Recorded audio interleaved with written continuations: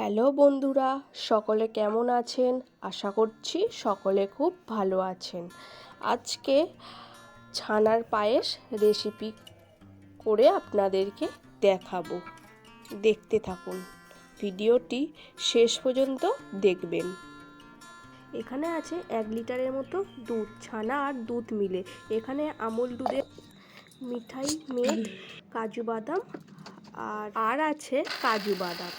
এখানে মিক্সিতে এলাচটা ভালো করে গুঁড়িয়ে নেব। গুঁড়িয়ে নেবার পর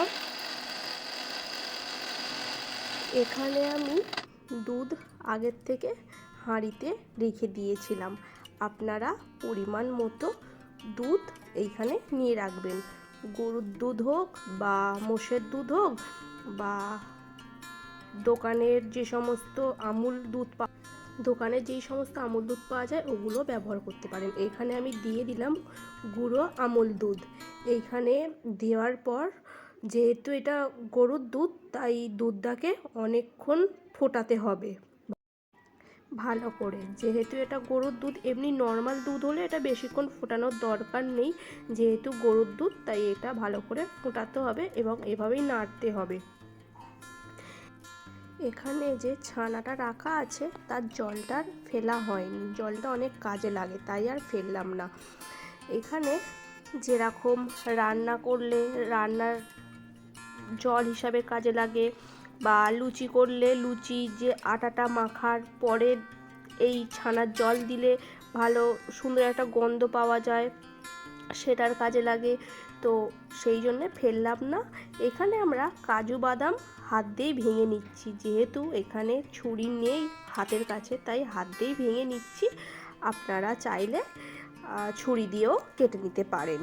এখানে কাঠবাদামও দেয়, কিন্তু কাঠবাদাম নেই, তো শুধু কাজু বাদামই দিলাম। আর এভাবেই দুধটাকে ভালো করে নাড়তে হবে। দুধ যতক্ষণ না উপচে উঠছে, যতক্ষণ না ফুটছে, ততক্ষণ এভাবেই নাড়তে হবে। যেহেতু গুঁড়ো দুধ দেওয়া আছে গরুর দুধের সাথে, তাই বসে যাওয়ার সম্ভাবনা আছে, তাই এভাবে নাড়তে হবে। আপনারা যখন এই দুধের মিল্কের ডিপেটা খুলবেন, তো একটু সাবধানে খুলবেন, কারণ টিনের তো, এটার ভিতরে যদি আপনি হাত দেন, হাত কেটে বেরিয়ে যাওয়ার সম্ভাবনা থাকতে পারে, যেহেতু ধারালো ভিতরটা, তাই এটা সাবধানে আপনারা খুলবেন। এখানে দিয়ে দিলাম হচ্ছে আমুলের মিঠাই মেড। আর এখানে মিল্ক মেডটা দিলে অনেকে এখানে চিনি দেয় না, যেহেতু আমরা চিনি খেতে ভালোবাসি, তাই অল্প করে চিনি দেব। আপনারা যদি কেউ মিষ্টি পছন্দ না করেন তাহলে দেবেন না, এটা অপশনাল পুরোটাই। এভাবে যখন দুধটা উপচে উঠবে, তখন এর উপরে আপনারা এলাচ গুঁড়ো দিয়ে দেবেন পরিমাণ মতো।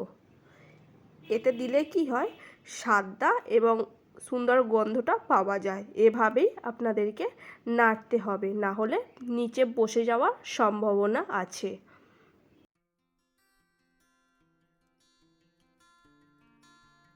আগেই বললাম, আমরা যেহেতু চিনি খেতে পছন্দ করি, তাই এখানে আমরা চিনি অ্যাড করে দিলাম। আপনারা চাইলে নাও দিতে পারেন। এই ছানার পায়েসটা আমার বৌদি বানাচ্ছে। কি সুন্দর কালার এসেছে দেখুন। এভাবেই আপনারা নাড়তে থাকবেন, না নাড়লে নিচে বসে যাওয়ার সম্ভাবনাও আছে, তাই দুধটাকে এভাবেই নাড়াতে থাকবেন।